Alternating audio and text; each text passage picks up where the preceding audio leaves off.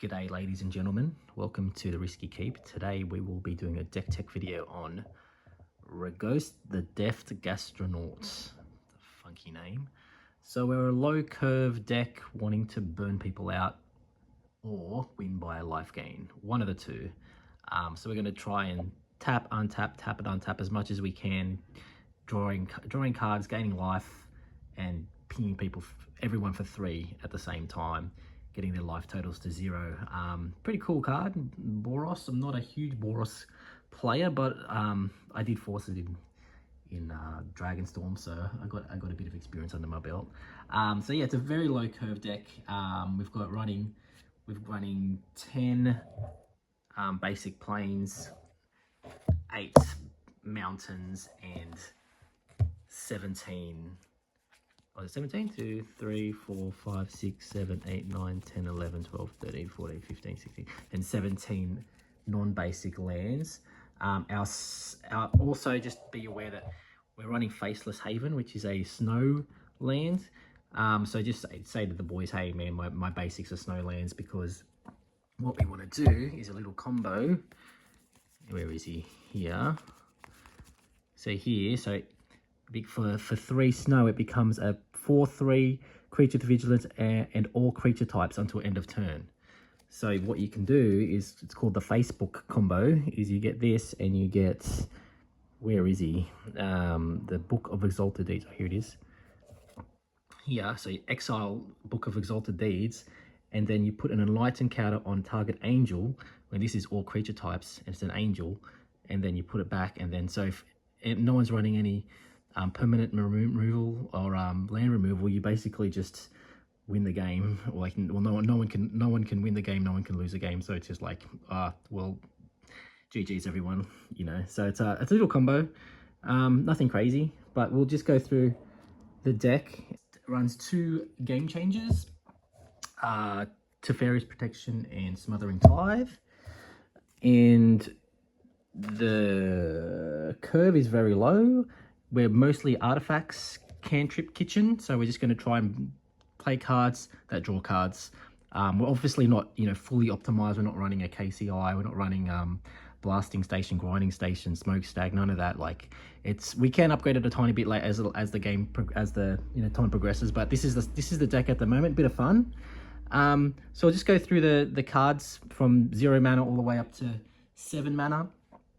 Yeah, it's a bracket 3. We went through our game changes. So we'll go through the tokens, all the tokens you need. So the tokens, you'll need a citizen token for Halo Fountain. You'll need a blood token for Voldaren Epicure. You need an angel token for Emiria's Call. You need a clue token for your Thraben Inspectors and Novus Inspectors. You need an angel for the Book of Exalted Deeds. You need a munitions token for weapons manufacturing. You need a might for White Sun's Twilight. You need a food token. You need a goat token for trading post. And you need a Drazi 10/10 for Idol of Oblivion. You need a servo token for something. Oh, it's a nesting bot.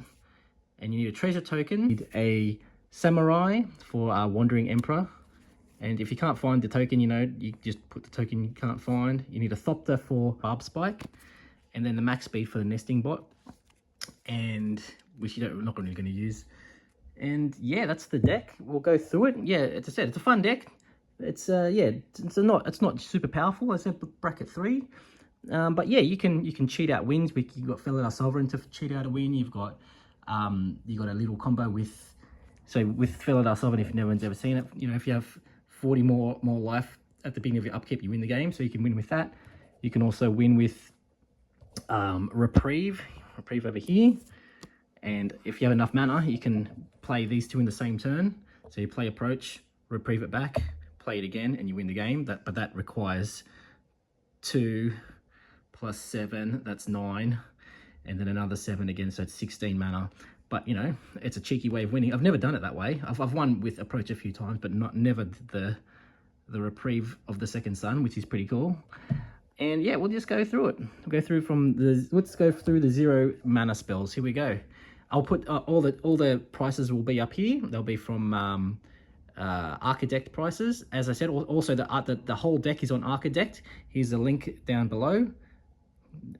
down below. There's a link. You could also like and subscribe and all that jazz over there or over there. Or, I don't know, over there, there. I think it's over there, over there. Anyway, we're also on Instagram too, risky_keep. And yeah, so all the prices will be up here from Architect prices in US dollars. And let's go through it real quick. Zuran Orb, prices up here. Sacrifice land, you gain 2 life. So there's a little bit of synergy with life gain. That's our only 0 mana spell. And we'll go through our 1 mana spells. We've got Ghost Vacuum, get a Graveyard Hate, fantastic. So all your Rafine players and Get Rog monsters and Jund players, sorry. Underworld Cookbook, discard a card, create a food token. Soul Warden, my girl, so anytime something comes in the battlefield, you gain a life, fantastic. Synthesizer, so Synthesizer comes, enters or leaves, you can exile it, so fantastic little cantrippy card there, and it's an artifact.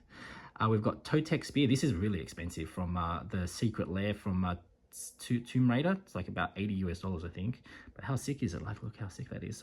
So basically, whenever you tap Ragost, once this is equipped, because Ragost is dealing 3 damage to opponent, because they're dealing 3 damage to opponent, he also has life gain from the Shadow Spear. So you're getting, if there are 3 opponents, you're getting 9 life. Happy days. Peace out. Thank you very much. Espy, everyone knows Espy does. Fantastic. Mana Tithe. If you can Mana Tithe someone's Soul Ring on turn 1, you win the game. Thraben Inspector. So it's not an artifact, but it creates a clue artifact, which is fantastic, and you can use liquid metal coating to make it an artifact and sack it if you want to. Soul Ring, what Soul Ring does, Path to Exile, Codex Shredder, so if someone comes to Vamp Tutor, they put the card on top, you can just tap this and they put that in the graveyard. It's a bit of tech there if you want to be nasty, and otherwise you can return something from your graveyard to your hand. Novice Inspector, the same as Thraben Inspector. Nesting Bot, so same thing with it's an artifact, and then you can sack it. It's a bit of sack fodder, and it comes back as a 1/1 servo token, and you can sack that again. Also fantastic with cards like Skull Clamp and all that. So we want to try and keep a decent grip of cards here. Laldaran Epicure makes a blood token. Also pings everyone for 1, and there's your boy Skull Clamp. So Skull Clamp this, get 2 cards, and Bob's your uncle. If you're running any token deck, any sort of, even in white's like was hard to draw cards, so play Skull Clamp. Fantastic card. Like white weenies, anything like that. Cracker card. Chromatic Star. This was from my mate Mikey. So yeah, it's another cheap artifact. The cantrips. When you put it into the graveyard, and then you just keep returning it with cards, other cards. Basilisk Collar. It also does the same thing as the Shadow Spear, but just not as good, but it's still bloody fantastic. Same, it's only 1 mana and 2 to equip. And then we'll go through the 2 mana spells real quick. We've got Reprieve. As I said, we can do the Reprieve the Second Sun if you want. Also gives you some breathing room if someone tries to do something nasty. You can try and give yourself some time, or make friends with someone else to stop them playing that same card again. Ogre Head Helm. So this is another little card drawer. If you get to hit with it, you can sack it and gain and draw 3 cards. And it's an artifact, cheap, from the best set of all time, Kamigawa, Neon Dynasty. Arcane Signet, bit of ramp, weapons manufacturing from my mate Noah.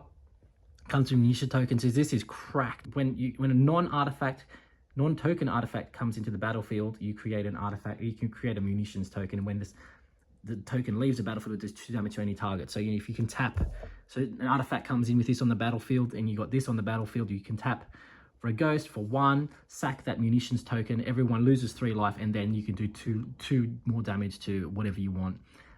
It's kind of broken. These two are sort of made together like Macca's and food poisoning. KFC and Zinger boxes. It's a fantastic cracker card. And also the Nuka-Cola vending machines in here somewhere. We'll go through that later.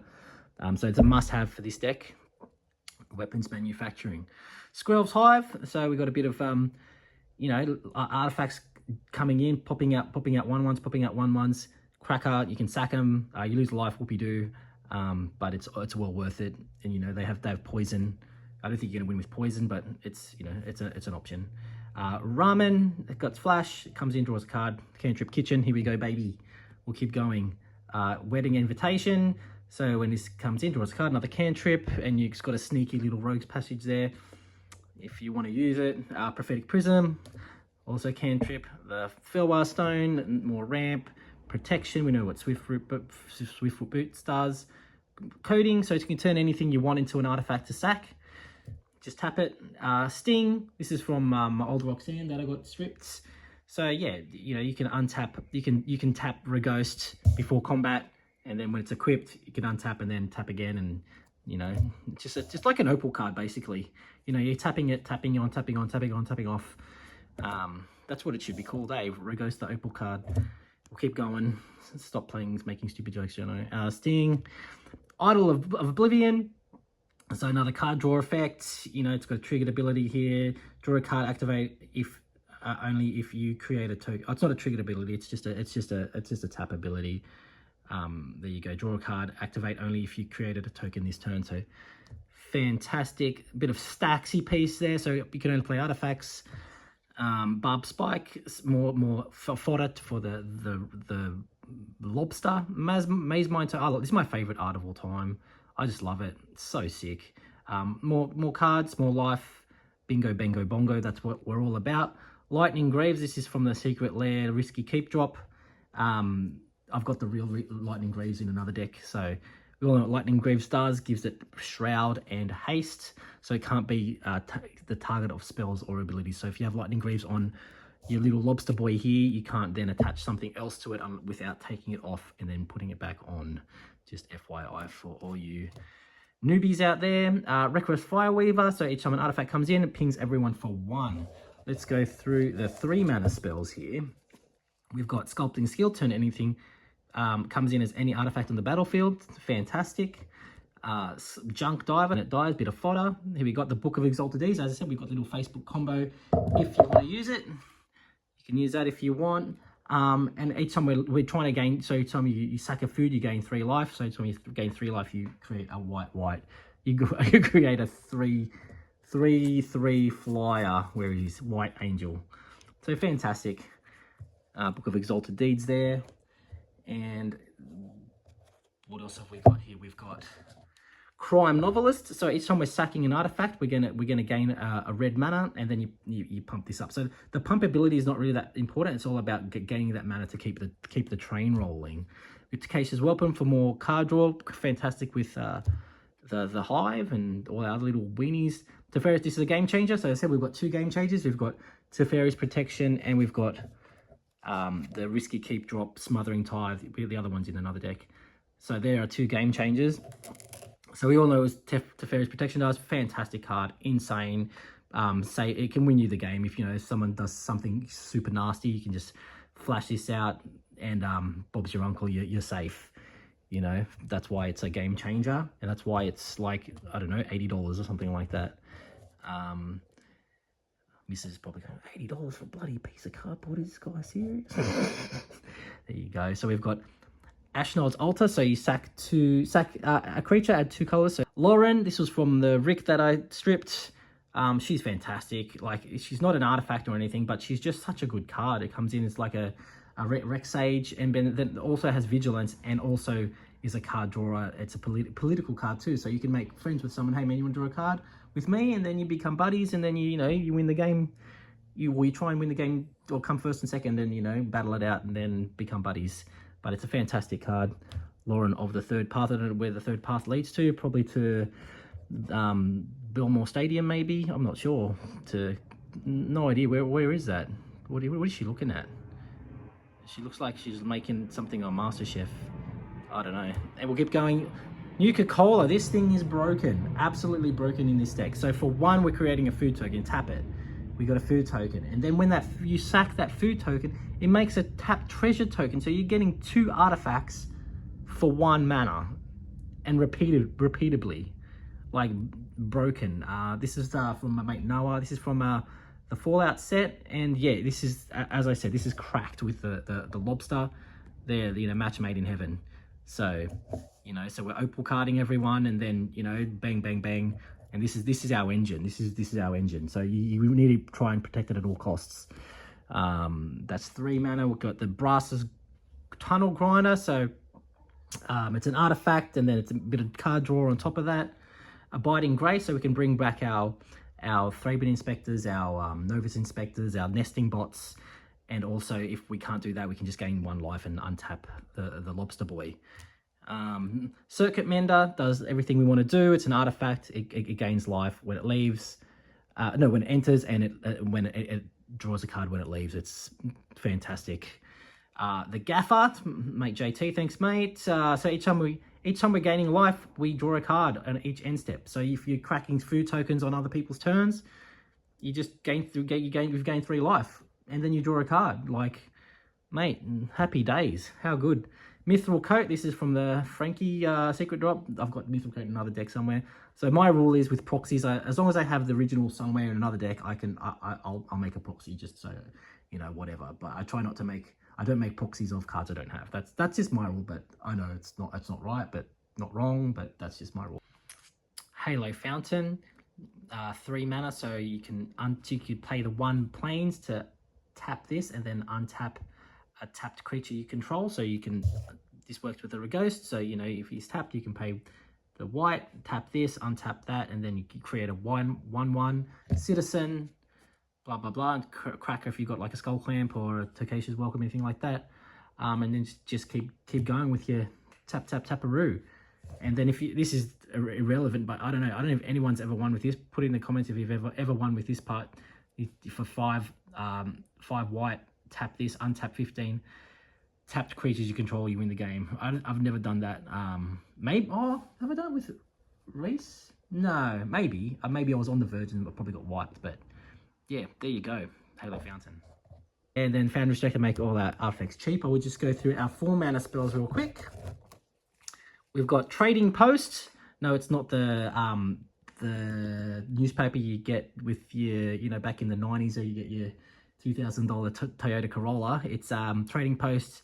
So this is fantastic. It's versatile. We can gain 4 life. We can pay a life, get a goat on the battlefield. So if we have Tokashi's Welcome, Triggers Welcome, get a card. You can also, if you have a Skull Clamp, you can sack that goat, and then you can sack a creature, turn an artifact card from your graveyard to your hand. So, you know, that all works together very synergistically. Fantastic card. And card draw at the end there, sack an artifact, draw a card.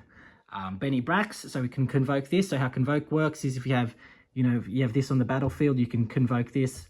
That adds 1 mana, add 1 red mana to this cost. So then it'll only cost, so yeah, the red mana, so it's only cost, instead of 4, 3 and a white, or it cost, you know, it's only going to cost 3. And if you, and also Summoning Sickness, it doesn't affect convoke. So if you've played, say if you've played 4 creatures on the battlefield, you can convoke straight away. You can convoke all 4 of them and play Benny Brax. As long as one of them is white, you can play Benny Brax straight away just by tapping all 4 of them. That's what convoke does. And then at the beginning of each end step, if you've created a token this turn, draw a card. So cracked with like Smothering Tithe, and it was Nuka-Cola making a food token. Cracked card, really good. Wandering Emperor, I love this card. How mad is this art? Beautiful. I got this from Kamigawa Draft Day. I love it, you know. One of my favorite cards of all time. So we you know, we can gain life with this card at flash speed, put a 1/1 counter on it, and then also create a 2/2 little dude there. I just love it. I just love this card. So play cards you like. That's what I do. Return to Dust. So if anyone plays in 1 ring or anything like that, you can just exile it. And you can, if there are 2 on the battlefield, exile both of them in your main phase.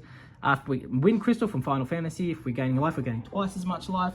The other part's pretty irrelevant, gain flying and lifelink. We're not really a creature heavy deck. And our white spells cost 1 less. Aether Flux, here we go. It's another win con. So if you have 50 or more life, you can, or 51 or more life, you can win the game on the spot. If it's a 1-on-1, you just, if they're obviously under 50 life, you just pay 50 life and smack them in the face. And it's an artifact. Clock of Omens, you can tap 2 untapped artifacts and untapped artifact to tap an artifact, to untap an artifact. I think I stuffed that all up, but you know what it does. You can read the card, explains the card.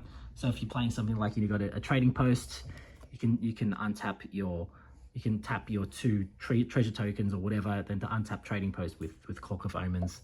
something like that. And then you got Smothering Tithe. That's another game changer, making treasures if people don't pay the 2 when they draw a card.